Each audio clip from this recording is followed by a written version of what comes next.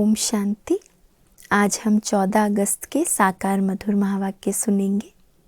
बाबा ने आज कहा, मीठे बच्चे, तुम ड्रामा के गुप्त राज को जानते हो कि यह संगम युग ही चढ़ती कला का युग है। सतयुग से लेकर कलाएं कम होती जाती है। संगम ही एक चढ़ती कला का युग है। सतयुग से लेकर हम कलाएं नीचे गिरते जाते हैं, हमारी कलाएं कम होती जाती है, उतरती कला होती है। तो बाबा कहते ये गुप्त राज सिर्फ तुम बच्चे जानते हो। प्रश्न है, सबसे उत्तम सेवा कौन सी है और वह सेवा कौन करता है? सोचेंगे एक सेकंड, बाबा ने क्या जवाब दिया होगा इसका। सबसे उत्तम सेवा कौन सी है और वह सेवा कौन करता है? चिंतन करिए, उत्तम से उत्तम सेवा क्या होगी और करने वाला कौन होगा? ज़रूर बाबा का नाम ही सबके दिल में आया होगा कि सबसे उत्तम सेवा करने वाला तो एक शिव बाबा ही है। और उत्तम सेवा क्या है?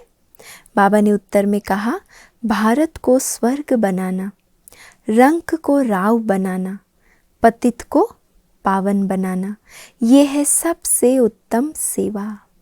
सबसे उत्तम यही सेवा है। ऐसी सेवा एक बाप के सिवाय और कोई भी नहीं कर सकता। बाप ने ऐसी महान सेवा की है, तब तो बच्चे उनकी इज्जत करते हैं। सबसे पहले सोमनाथ का मंदिर बनाकर उनकी पूजा करते हैं। इतनी महान सेवा की, इसीलिए भक्ति में बहुत मान सम्मान से सोमनाथ का पहला बहुत भव्य मंदिर बनाया गया। गीत है, आखिर वह दिन आया आज। ओम शांति। मीठे मीठे रूहानी बच्चों ने यह गीत सुना। जैसे आत्मा गुप्त है और शरीर प्रत्यक्ष है। आत्मा इन आँखों से देखने में नहीं आती है, इनकॉग्निटो है ज़रूर, परंतु इस शरीर से ढकी हुई है। इसलिए कहा जाता है आत्मा गुप्त है। आत्मा खुद कहती है, मैं निराकार हूँ, यहाँ साकार में आकर गुप्त बनी हूँ। आत्माओं की निराकारी दुनिया है, वहाँ तो गुप्त की बात नहीं। यहाँ गुप्त है क्योंकि आत्मा ने ये शरीर रूपी वस्त्र धारण किया हुआ है। परमपिता परमात्मा भी वहाँ रहते हैं, उनको कहा जाता है सुप्रीम। ऊंच ते ऊंच आत्मा, परे ते परे रहने वाला है परमपिता परमात्मा। बाप कहते हैं, जैसे तुम गुप्त हो, मुझे भी गुप्त आना पड़े। मैं गर्भ जेल में नहीं आता हूँ, मेरा नाम एक ही शिव चला आता है।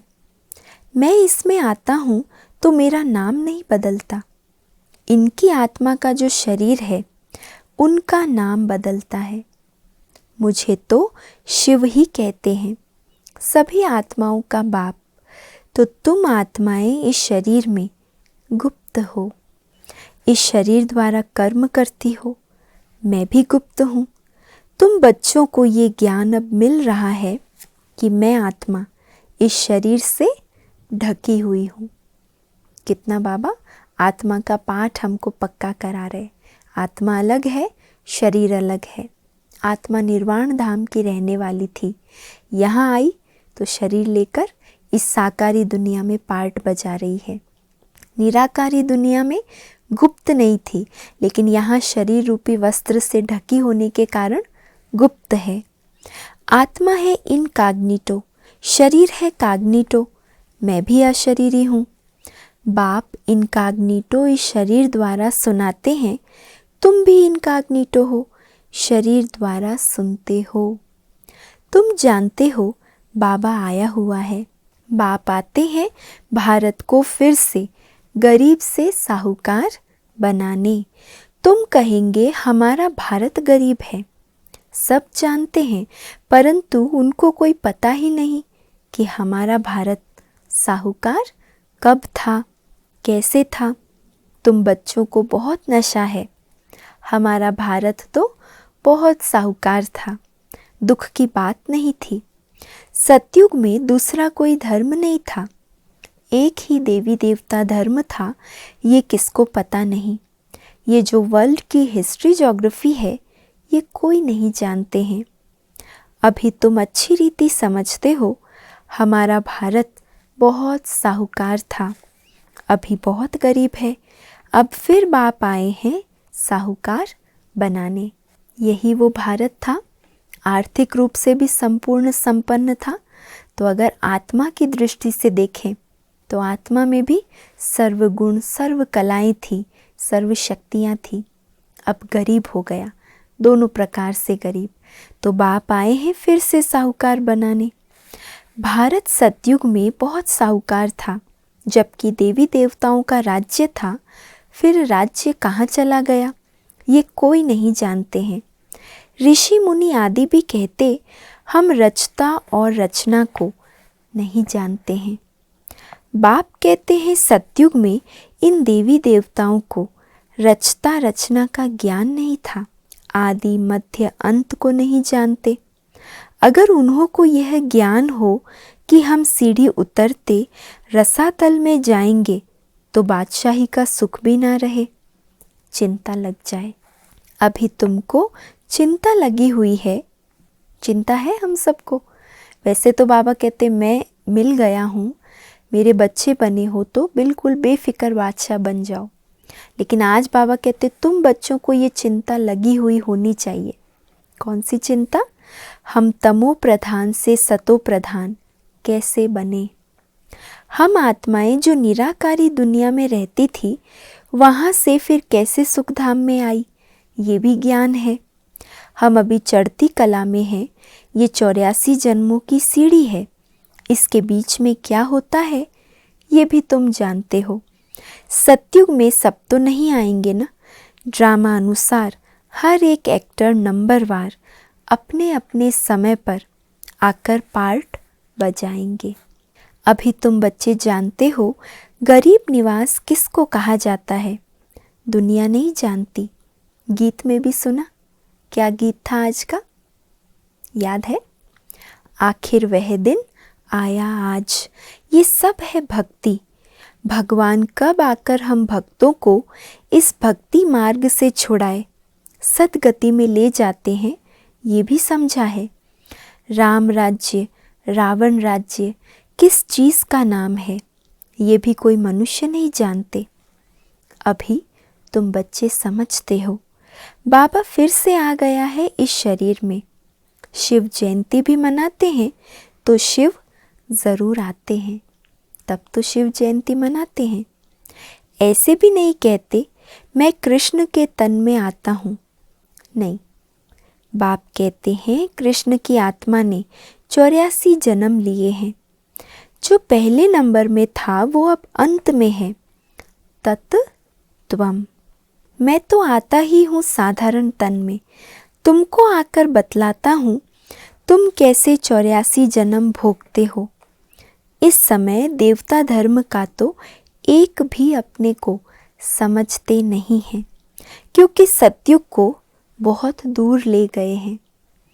और ऐसी कंडीशन आत्मा की अभी हो गई है कि देखकर कोई ये सोच भी नहीं सकता कि हम फिर से देवता बन सकते हैं, ऐसा संकल्प ही नहीं आता। तो बाबा कहते एक तो आयु भी बहुत दूर कर दी है, कल्प की आयु लाखों वर्ष लिख दी है। वास्तव में ड्रामा की हिस्ट्री तो बहुत छोटी है। इसमें कोई धर्म की 500 वर्ष की, कोई की 2500 वर्ष की हिस्ट्री है। तुम्हारी हिस्ट्री है 5000 वर्ष की। देवता धर्म वाले ही स्वर्ग में आएंगे और धर्म तो आते ही बाद में हैं। देवता धर्म वाले ही और धर्मों में कन्वर्ट हो गए हैं। ड्रामा अनुसार फिर भी ऐसे ही कन्वर्ट हो जाएंगे, फिर अपने अपने धर्म में लौट कर आएंगे। बाप समझाते हैं बच्चे तुम तो विश्व के मालिक थे, तुम अभी समझते हो बाबा स्वर्ग की स्थापना करने वाला है, तो हम क्यों नहीं स्वर्ग में होंगे। बाप से हम वर्षा ज़रूर लेंगे, तो इससे सिद्ध होता है कि ये हमारे धर्म का है। जो नहीं होगा वो आएंगे ही नहीं। कहेंगे पराए धर्म में क्यों जाएं। तुम बच्चे जानते हो सतयुग नई दुनिया में देवताओं को बहुत सुख थे। सोने के महल थे। सोमनाथ के मंदिर में कितना सोना था। ऐसा कोई दूसरा मंदिर होता ही नहीं। उसमें बहुत हीरे जवाहरात थे। बौद्ध आदि के कोई हीरे जवाहरों के महल नहीं होंगे। तुम बच्चों को जिस बाप ने इतना ऊंचा बनाया है उनकी तुमने कितनी इज्जत रखी है। जो अच्छा कर्म करके जाते हैं उनकी इज्जत रखी जाती है। अभी तुम जानते हो सबसे अच्छे कर्म पतित पावन बाप ही करके जाते हैं। तुम्हारी आत्मा कहती है सबसे उत्तम से उत्तम सेवा बेहद का बाप आकर करते हैं। हमको रंक से राव, बेगर से प्रिंस बना देते हैं। जो भारत को स्वर्ग बनाते हैं उनकी भी इज्जत कोई नहीं रखते, है ना। भक्ति में भावना से बहुत कुछ किया, लेकिन जैसे जैसे नीचे उतरते आए बाबा कहते उसको भी अव्यभिचारी भक्ति खत्म हो गई, व्यभिचारी भक्ति करने लगे, इज्जत खत्म हो गई। तुम जानते हो ऊंच ते ऊंच मंदिर गाया हुआ है सोमनाथ का, जिसको लूट कर ले गए। लक्ष्मी नारायण के मंदिर को कभी कोई ने लूटा नहीं है, सोमनाथ के मंदिर को लूटा है। भक्ति मार्ग में ये बहुत धनवान होते हैं, राजाओं में भी नंबरवार होते हैं ना। जो ऊंच मर्तबे वाले होते हैं उनकी छोटे मर्तबे वाले इज्जत करते हैं। दरबार में भी नंबरवार बैठते हैं। बाबा तो अनुभवी है ना। यहाँ की दरबार है पतित राजाओं की। पावन राजाओं की दरबार कैसी होगी? जबकि उन्हों के पास इतना धन होगा तो उन्हों का घर भी इतना ही अच्छा होगा। अभी तुम जानते हो बाबा हमको पढ़ा रहे हैं, स्वर्ग की स्थापना करा रहे हैं। हम महाराजा महारानी स्वर्ग के बनते हैं, फिर हम गिरते हैं, फिर हम पहले पहले शिव बाबा के पुजारी बनेंगे। जिसने स्वर्ग का मालिक बनाया उनकी हम पूजा करेंगे। वो हमको बहुत साहूकार बनाते हैं। अभी भारत कितना गरीब है, आगे इतना गरीब नहीं था, बहुत खुशी में रहते थे। जो ज़मीन 500 रुपये में ली थी वह आज 5000 में भी नहीं मिलती, और अभी देखें तो 5000 क्या, उसकी लाखों करोड़ों में कीमत हो गई है। वहाँ तो धरनी का मूल्य होता नहीं, जिसको जितना चाहिए ले लेवे। ढेर की ढेर ज़मीन पड़ी होगी। मीठी नदियों पर तुम्हारे महल होंगे ना। मनुष्य बहुत थोड़े होंगे, प्रकृति दासी होगी, फल फूल बहुत अच्छे मिलते रहते हैं। अभी तुम कितनी मेहनत करते हो, लेकिन सूखा पड़ जाता है तो अन्न नहीं मिलता है। कहाँ सतयुग और कहाँ अभी कलयुग की ये दुर्दशा हो गई है। तो गीत सुनने से तुम्हारे रोमांच खड़े हो जाने चाहिए। फिर बाबा आज का गीत याद कर रहे, आखिर वह दिन आया आज। बाप को गरीब निवास कहते हैं। अब अर्थ समझा ना, किसको साहूकार बनाते हैं? ज़रूर यहाँ जो आएंगे उनको साहूकार बनाएंगे ना। तुम बच्चे जानते हो हमको पावन से पतित बनने में 5000 वर्ष लगे हैं। अभी फिर फट से बाबा पतित से पावन बनाते हैं, ऊंचते ऊंच बनाते हैं। 1 सेकंड में जीवन मुक्ति मिल जाती है। कहते हैं बाबा हम आपके हैं। बाप कहते हैं बच्चे तुम विश्व के मालिक हो। बच्चा पैदा हुआ और वारिस बना, कितनी खुशी होती है। लेकिन बच्ची को देख चेहरा ही उतर जाता है। जहाँ कई ऐसे स्थान होते हैं जहाँ पर बच्चा और बच्ची में भेद करते हैं, तो बच्चा पैदा होता है तो बहुत खुशी मनाते हैं, और बच्ची को देखते हैं तो चेहरा ही उतर जाता है। लेकिन यहाँ बाबा के पास बच्चा बच्ची ये कोई भाव नहीं है। यहाँ तो आत्मा रूप में सब बाबा के बच्चे हैं। यहाँ तो सब आत्माएं बच्चे हैं। हम स्वर्ग के मालिक बन गए। अभी पता पड़ा है कि हम 5000 वर्ष पहले स्वर्ग के मालिक थे। बाबा ने ऐसा बनाया था। शिव जयंती भी मनाते हैं, परंतु ये नहीं जानते कि वह कब आया था।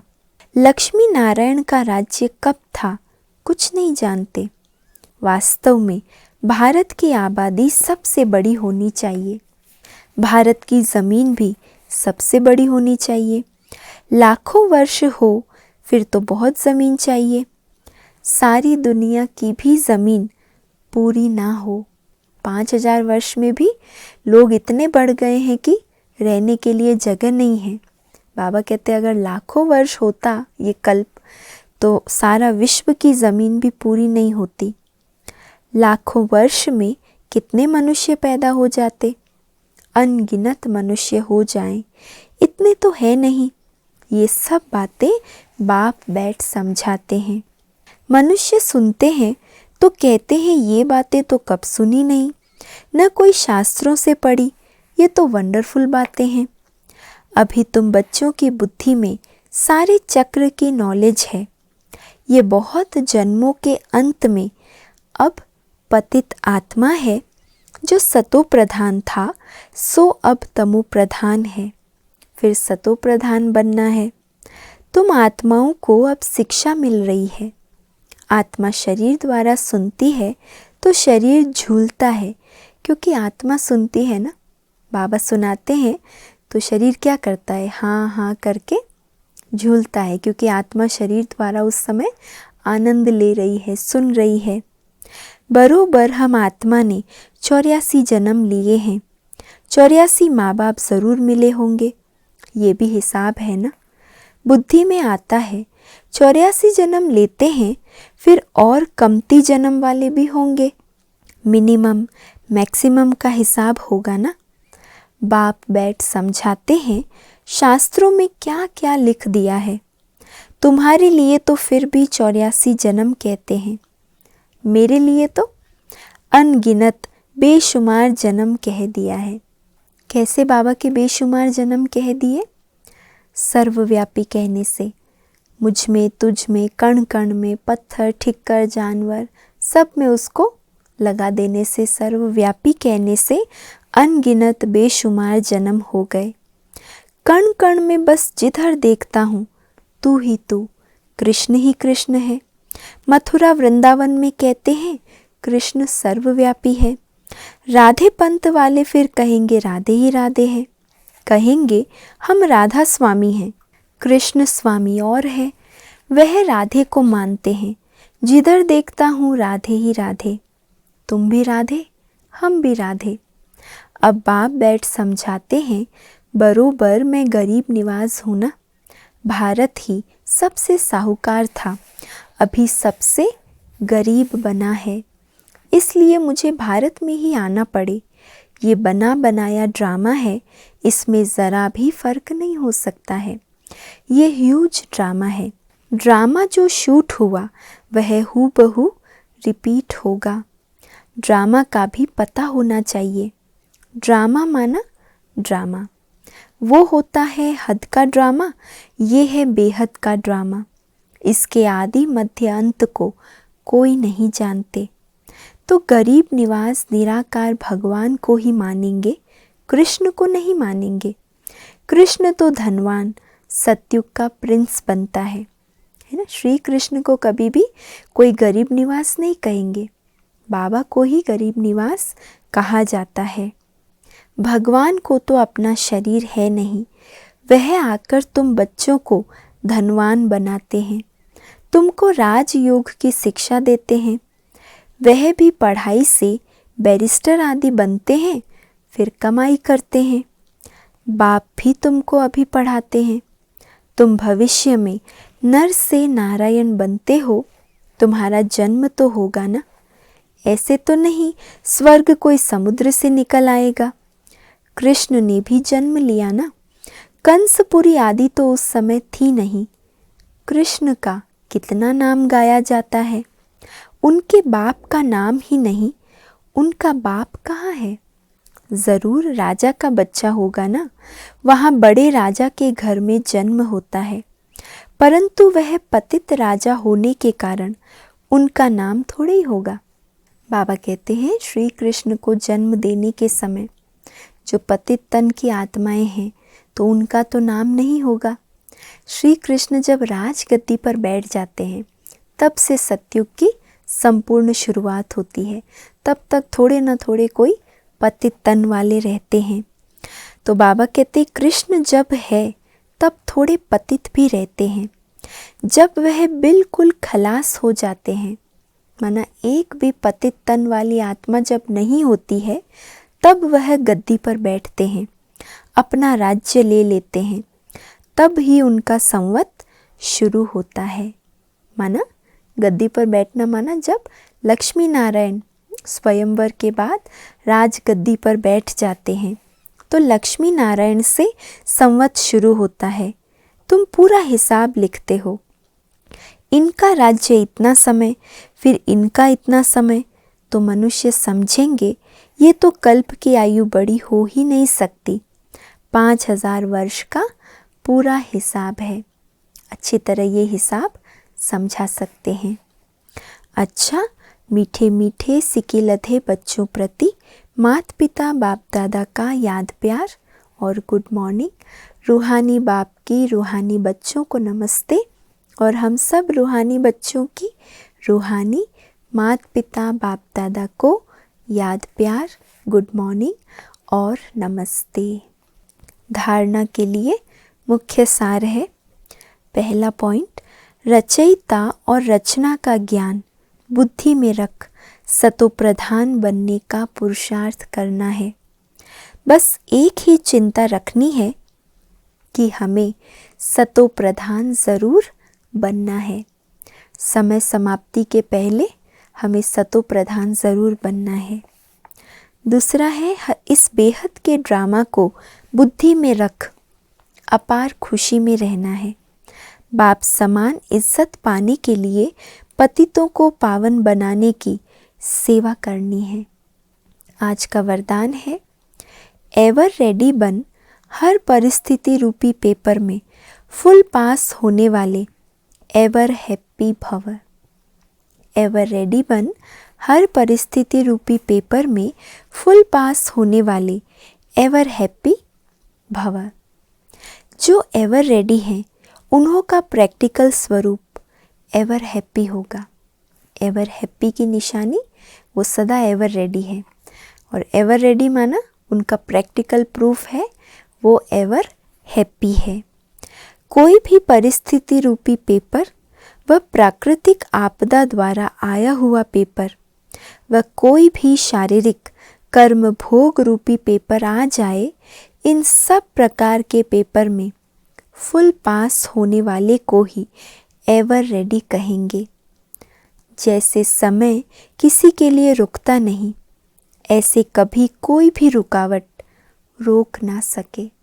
समय को जैसे कोई भी रोक नहीं सकता, ऐसे बाबा कहते हैं आपकी स्टेज भी ऐसी हो कि कोई भी रुकावट रोक ना सके।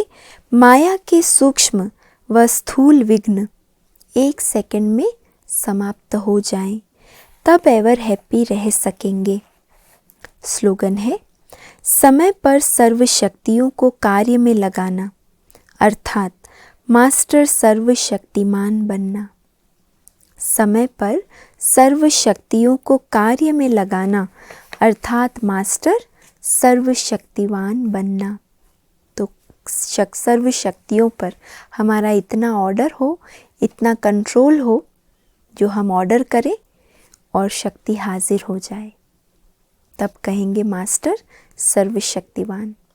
आज का व्यक्त इशारा है, फरिश्ता बनने के लिए चेक करो कि चारों ओर के बंधन से मुक्त होते जाते हैं या बंधनों में फंसते जाते हैं।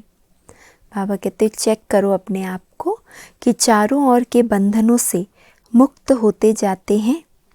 अगर नहीं होते तो सिद्ध है फरिश्ता जीवन समीप नहीं। एक के साथ सर्व रिश्ते निभाना, ये है ठिकाना। सदा अपना अंतिम फरिश्ता स्वरूप स्मृति में रखो, तो जैसी स्मृति होगी वैसी स्थिति बन जाएगी। और स्मृति में क्या रखना है? एक के साथ हमें सर्व रिश्ते, सर्व संबंध निभाना है, यही हमारा ठिकाना है। अच्छा, ओम शांति।